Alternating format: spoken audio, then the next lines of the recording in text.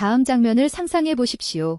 이미 당신을 위해 모든 것을 결정한 사람의 미소를 지으며 당당한 자세를 취한 한 여성이 고급스럽고 당당한 이탈리아산 가죽 소파가 도착하는 것을 지켜보면서 날씨에 관해 누군가가 자연스럽게 내 아들이 돈을 냅니다. 그는 그것을 감당할 수 있습니다. 라고 선언합니다. 청구서 54만 레알입니다. 단 한순간의 의심도 눈 깜짝할 사이도 아닙니다. 언제나 그렇듯 남편은 아내의 지갑을 향해 손을 뻗는다. 그의 손가락은 이미 집을 지탱하는 카드의 비밀번호를 알고 있다. 그런데 예상치 못한 일이 일어납니다. 인간의 인내심이 어디까지 확장될 수 있는지, 그리고 마침내 인내심이 깨지면 어떤 일이 일어나는지 다시 생각해보게 만드는 이야기를 들려드리겠습니다. 모든 것은 결혼식이 끝난 지 한 달 뒤, 루드밀러 서기브너가 2개의 거대한 여행 가방을 들고 마치 무구러운 사람처럼 미소를 지으며 아파트 문을 들어서면서부터 시작되었습니다. 몇 주밖에 안 남았습니다. 그가 선언하는 동안 옥사나는 여전히 희망에 가득 차서 새 시트로 소파를 고치고 시어머니가 가장 좋아하는 과자를 샀다. 일주일이 6개월이 되었습니다. 6개월간의 신랄한 비판, 커트는 저속했고 옥사나의 감자튀김 방식은 요리에 대한 범죄였으며 그녀의 경력은 진짜 스캔들. 훌륭한 여성은 집에 있고 아이를 키우고 밤 8시까지 사무실에서 시간을 낭비하지 않습니다. 루드밀러는 옥사나의 월급, 외곽에 있는 침실 3개짜리 주택담보대출, 심지어 일식과 같은 빈도로 프로젝트를 진행하는 프리랜서 프로그래머인 아들의 변덕까지 모두 무시하면서 말했습니다. 그러나 시어머니에게 그는 오해받는 천재였다. 옥사나는 마른 침을 삼켰다. 결국 그는 자신의 어머니에게 안 되라고 말할 수 없는 그 우유부단한 남자를 사랑했습니다. 루드밀라가 마침내 자신의 지방도시로 돌아왔을 때 옥사나는 안도의 한숨을 쉬었습니다. 하지만 그 평온함은 3개월 동안 지속됐다. 시어머니가 침실 1개짜리 아파트를 팔고 누군가가 저녁 식사 메뉴에 대해 나는 당신과 영원히 함께 살 거예요. 라고 쉽게 언급하면서 발표하는 데 걸린 시간입니다. 옥사나는 항의하려 했지만 데니스는 어깨를 으쓱했습니다. 그녀는 혼자입니다. 우리는 그녀를 버릴 수 없습니다. 따라서 루드밀러는 가장 작은 방을 차지했으며 보너스로 집의 절대적인 명령을 받았습니다. 그는 체스 말처럼 가구를 옮기고 잠자는 시간을 지시하고 지출한 모든 달러를 통제했습니다. 기억할 가치가 있는 달러는 옥사나의 주머니에서 나온 것입니다. 1년 후, 옥사나가 시어머니에게 근처에 뭔가를 임대하라고 감히 제안했을 때 결국 그녀의 연금은 좋았고 부동산을 팔면 막대한 보증금이 나올 것임. 루드밀라는 오스카상에 걸맞는 극장을 만들었습니다. 물론 데니스는 어머니의 편을 들었습니다. 옥사나는 자신이 전쟁에 참여하기도 전에 전투에서 패했다는 사실을 이해했습니다. 그러나 인내심의 진정한 시험은 아파트의 재설계과 함께 이루어졌습니다. 첫째, 밝은 방을 어두운 동굴로 바꾸는 두꺼운 부르고뉴 커튼입니다. 루드밀러는 너희 젊은이들은 우아함을 이해하지 못한다고 선언했고 옥사나는 벽이 그녀를 압박하고 있다는 느낌으로 무거운 천을 바라보았습니다. 그런 다음 크리스탈 세트, 목적 없는 인형, 부엌 캐비닛의 절반을 차지하는 그릇이 나왔습니다. 당신의 어머니는 단지 당신을 더 아늑하게 만들고 싶어 하실 뿐입니다. 데니스는 마치 그 나늑함을 제공한 사람이 그의 아내가 아닌 것처럼 웃었습니다. 3주 전까지 루드밀러는 방에 있는 가구가 부끄러운 것이라고 선언했습니다. 불과 4년 전 옥사나가 선택한 L자형 소파는 좋은 취향에 대한 공격이었다. 책장, 오래된 5년 동안 사용했지만 이러한 세부 사항은 누가 계산합니까? 데니스는 언제나처럼 고개를 끄덕였습니다. 옥사나는 타협을 시도했습니다. 회사의 연례 시상식을 기다릴까요? 3개월 안에 예산에 부담을 주지 않고 물건을 살 수 있습니다. 루드밀라가 코를 찡그렸다. 이 추악한 짓을 3개월이나 했다고요? 말도 안 돼요. 다음 날 테이블 위에는 고급 가구 카탈로그가 펼쳐져 있었습니다. 옥사나는 자신의 의견을 말하려고 했지만 목소리가 들리지 않았습니다. 결정은 이미 내려졌습니다. 이탈리아산 가죽 소파, 견고한 오크나무 모듈형 책장, 어울리는 안락의자 2개. 모든 것이 어두운 톤으로 무겁고 과시적입니다. 최종 가격 54만 레알. 옥사나는 얼었다. 그것은 더 큰 아파트로 들어가기 위한 그들의 예약, 모두가 자신만의 공간을 갖고 모퉁이를 돌 때마다 시어머니와 부딪힐 필요가 없고 마침내 숨을 쉴 수 있는 침실 4개가 있는 꿈이었습니다. 하지만 루드밀라는 다른 사람의 꿈에 대해서는 생각하지 않았습니다. 나는 이미 매장에 전화를 걸어 배송 일정을 잡고 계약금 3만 달러를 지불했습니다. 나머지는 내가 덮어라. 결국 여긴 내 집이잖아 라고 그는 마치 호의라도 되는 듯 말했다. 불쌍한 은퇴자인 나는 이미 내 역할을 다 했습니다. 데니스는 돈 부족, 계획된 계획, 사생활 침해 등 아내의 주장을 바닥에 시선을 잃은 채 들었습니다. 그런 다음 그는 중얼거렸습니다. 그녀는 이미 보증금을 지불했습니다. 취소할 수 없습니다. 그리고 그녀는 단지 우리가 최선을 다하길 바랄 뿐입니다. 그들에게 가장 좋은 것은 무엇입니까? 아니면 자신을 위해서? 그날 밤, 옥사나는 잠을 이루지 못했습니다. 그는 대출, 저축 사용, 꿈 연기 등 각 가능성을 분석했습니다. 각각의 선택은 그녀를 인생의 함정에 더 깊이 빠뜨렸습니다. 아침에 데니스는 아무 일도 없었다는 듯이 출근했습니다. 루드밀러는 환하게 웃으며 커피를 준비하고 잡지를 훑어보며 부드럽게 노래했습니다. 옥사나는 말없이 옷을 입고 작별 인사도 하지 않은 채 사무실로 차를 몰고 갔다. 그러나 중간에 그는 브레이크를 밟았습니다. 나는 더 이상 척하고 싶지 않았습니다. 그는 차를 돌려 공원으로 갔다. 그는 호숫가 벤치에 앉아 물을 바라보았습니다. 그녀 안에는 이미 결정을 내린 듯 묘한 고요함이 감돌았다. 배달은 다음 날 아침 10시로 예정되어 있었습니다. 기분이 좋아진 루드밀라는 이미 축하 아침 식사를 계획하고 있었습니다. 데니스는 언제나처럼 미소를 지으며 동의했습니다. 하지만 옥사나는 한 가지 사실을 알고 있었습니다. 어떤 전투에서는 포기해도 패배하지 않는다는 사실이었습니다. 계속해서 혼자 싸우면 그들은 길을 잃습니다. 결정은 이미 내려졌지만 그녀는 여전히 어느 결정인지 몰랐습니다. 9시 반에 전화가 울렸다. 그녀가 어디에 있는지 묻는 사람은 데니스였습니다. 배송이 곧 도착할 테니 집에 있는 게 좋을 것 같아요. 옥사나는 자신이 직장에 갇혀 있다고 건조하게 대답했습니다. 전화 반대편에서 당황한 듯한 침묵이 잠시 멈췄습니다. 그러자 머뭇거리는 데니스의 목소리가 들렸다. 그럼. 우리와 엄마는 그걸 혼자 받았어요. 그녀는 휴대전화의 소리를 끄고 무심하게 호숫가에 계속 앉아 있었다. 말도 안 되는 가구를 치워버리게 놔두세요. 그들이 원하는 것은 무엇이든 하게 놔두세요. 나는 더 이상 그 극장에 참여하지 않을 것입니다. 그러나 10시가 되자 그의 마음속에 뭔가가 찰칵 소리가 났습니다. 아니요. 그는 싸우지 않고서는 그렇게 항복할 수 없었습니다. 그것은 당신의 돈이었습니다. 당신의 인생. 3년 동안 할부금을 지불하며 땀을 흘리며 산 그녀의 아파트. 그 둘은 세상에서 가장 자연스러운 일처럼 월급으로 살아갔다. 누구도 동의 없이 이를 처분할 권리가 없었습니다. 그는 차에 시동을 걸고 가속했다. 그는 제한 속도를 초과했고 노란색 신호등도 무시했습니다. 그것은 중요하지 않았습니다. 시간에 맞춰 도착해야 했어요. 시간에 맞춰 도착했어야 했는데. 그녀가 건물 복도에 뛰어들자 엘리베이터는 마치 그녀를 반대할 음모를 꾸미는 듯 점유되어 있었다. 그는 숨을 헐떡이며 폐에 불이 붙은 채 한 번에 2걸음씩 나아갔습니다. 14층에서 그는 아파트 문을 세게 밀었다. 거실에서는 땀에 젖은 짐꾼 2명이 마지막 앤티크 가구를 끌고 가고 있었습니다. 방 중앙에는 비명을 지르는 공허함이 있었다.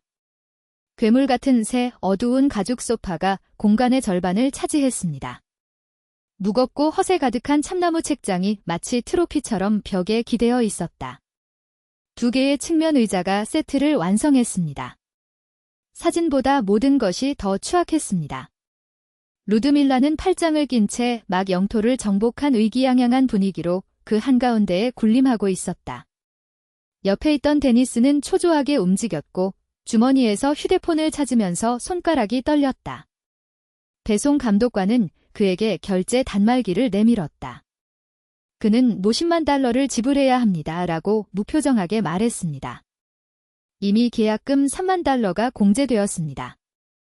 옥사나는 문 앞에 멈춰 가쁜 숨을 쉬었다. 모두가 돌아섰습니다. 루드밀라의 미소는 더욱 넓어지고 빛났다. 아, 옥사나. 당신은 적절한 시간에 도착했습니다. 정말 멋지네요.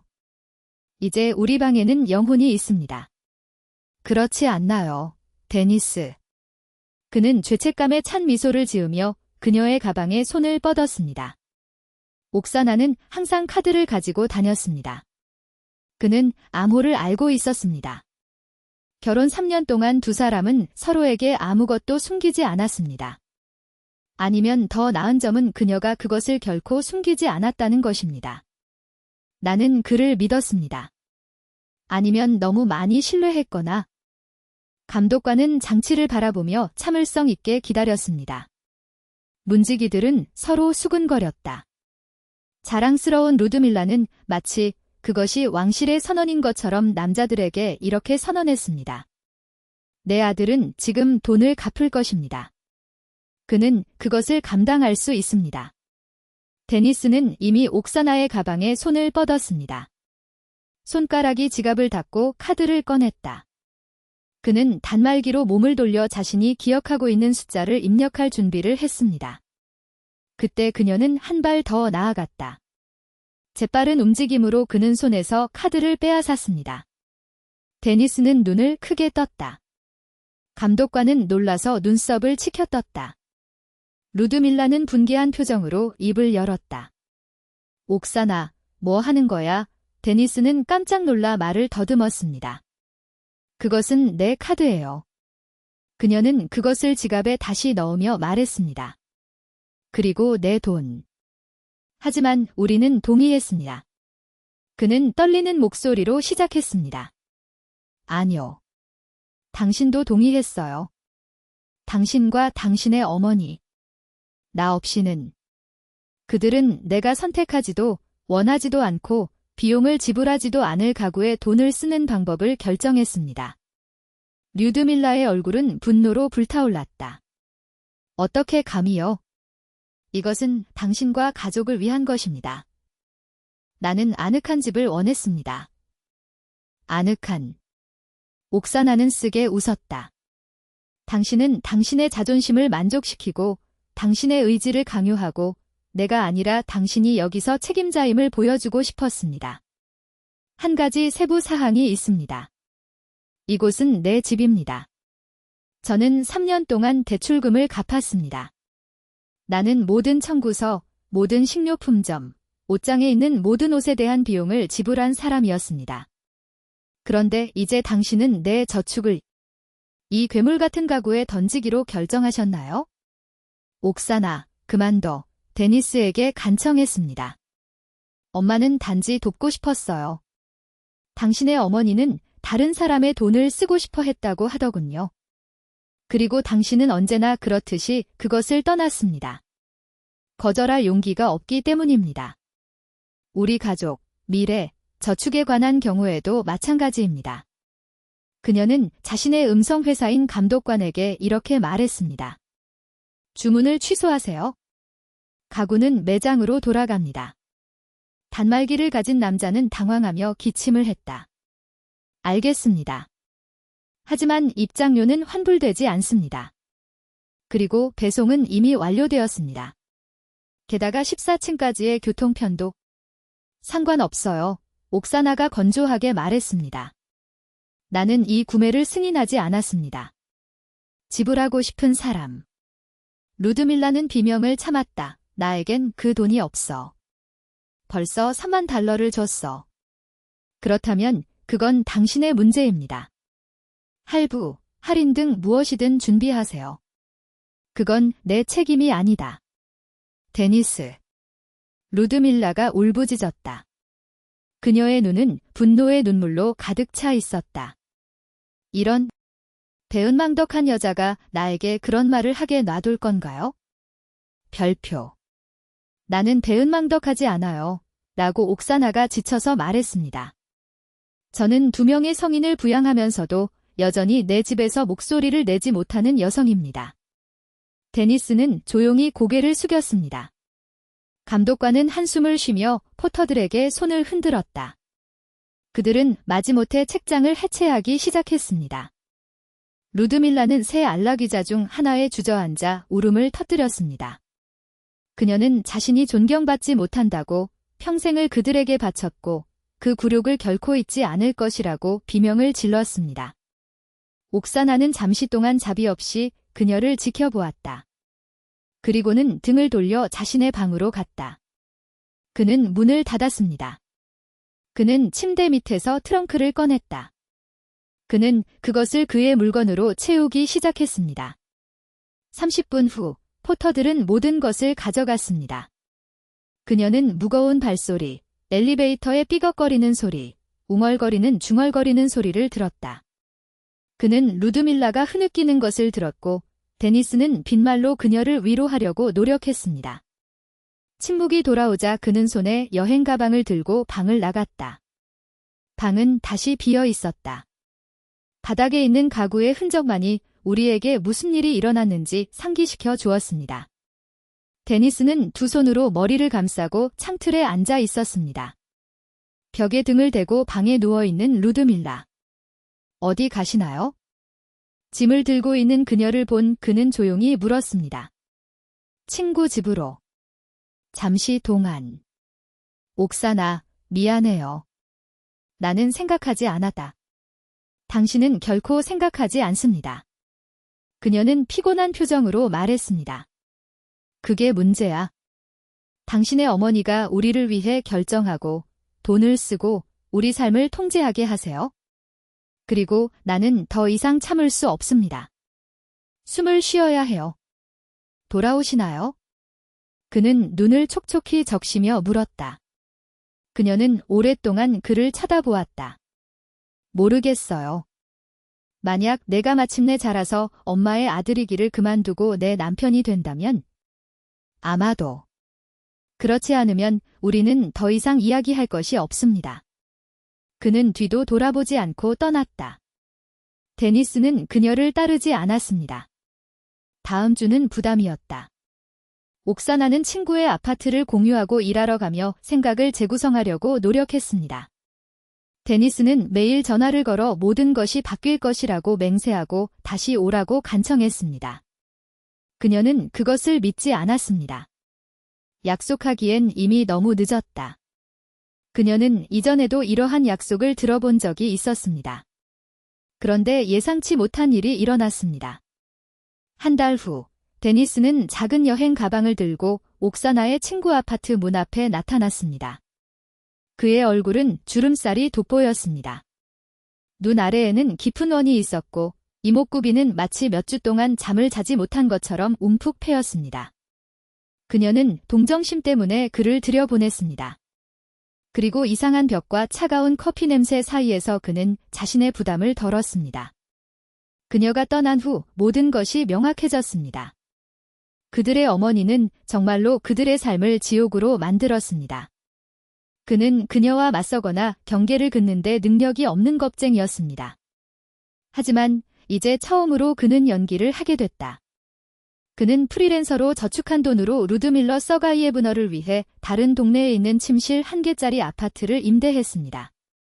1년치 선불이었습니다. 물론 그녀는 스캔들을 일으켰습니다. 울음, 위협, 일반적인 레퍼토리. 하지만 데니스는 포기하지 않았습니다. 생애 처음으로 그는 포기하지 않았습니다. 옥사나는 그 말을 믿어야 할지 몰랐다. 그러나 그의 눈에는 뭔가 다른 것이 있었다. 마치 어머니를 집 밖으로 밀어내면서 수년간의 복종을 버린 것 같은 새로운 단호함이 있었다. 이틀 후 그는 돌아왔다. 아파트는 비어 있었습니다. 루드밀라는 이미 이사를 갔습니다. 데니스는 상징적인 가격으로 오래된 가구를 회수했습니다. 이전 소유자는 아직 해당 가구를 폐기하지 않았습니다. 방은 다시 그 친숙하고 아늑한 느낌을 갖게 되었지만 진정한 기적은 벽이나 소파에 있지 않았습니다. 그 안에 있었어요. 데니스는 변했다. 그들은 더 이상 어머니가 그들의 삶에 간섭하는 것을 허용하지 않았습니다. 루드밀러가 또 다른 요청이나 요구로 전화했을 때 그는 냉철하지만 타협하지 않는 예의로 다니요 라고 응답했습니다. 그들은 기껏해야 2주에 한 번씩 중립지역에서 만났습니다. 카페, 공원. 갑작스런 방문이나 조작이 없습니다. 2년이 지났습니다. 옥사나와 데니스는 침실 4개가 있는 아파트로 이사했습니다. 불가능해 보이던 꿈이었죠. 그는 상당한 급여를 받는 대규모 IT 회사에 안정적인 일자리를 찾았습니다. 그들은 더 이상 공급자도 기생충도 아니었습니다. 그들은 파트너였습니다. 루드밀러 서가이에브너는 임대 원룸 아파트에 머물면서 때때로 눈물을 흘리거나 죄책감을 느끼며 계속 노력했습니다. 하지만 데니스는 더 이상 넘어지지 않았습니다. 옥사나는 전화를 끊을 때 떨리는 손, 안 돼, 엄마라고 말할 때마다 깊은 한숨을 쉬는 등 자신의 노력을 보았습니다. 그러나 그는 저항했습니다. 그녀를 위해, 그들을 위해. 그리고 1년 후 소피아가 도착했습니다. 엄마의 눈과 아빠의 완고한 턱을 가진 작은 루드밀라는 손녀를 돌보고 싶은 마음이 불타올랐지만 방문은 엄격하게 통제되었습니다. 원치 않는 조언이나 침입도 없었습니다. 주말에는 감독하에 간단한 회의만 합니다. 어느 날 밤, 소피아가 침대에서 자고 부엌에서 차를 마시고 있는 동안 데니스는 옥사나의 손을 잡았습니다. 그는 영원히 떠나지 않아서 고맙다고 중얼거렸다. 저에게 기회를 주셔서 감사합니다. 그녀는 당신이 해냈습니다. 당신은 내가 항상 믿었던 사람이 되었습니다. 라고 대답하며 그의 손가락을 꽉 쥐었습니다. 데니스는 미소를 지었고 옥사나는 때로는 가족을 구하기 위해 버티는 것만으로는 충분하지 않다고 생각했습니다. 가장 어려운 단어인 자니오를 한마디만 말하세요. 칼처럼 아파도. 말할 때 목소리가 떨려도. 한쪽 문을 닫아야만 다른 문, 즉 올바른 문이 열릴 수 있기 때문입니다.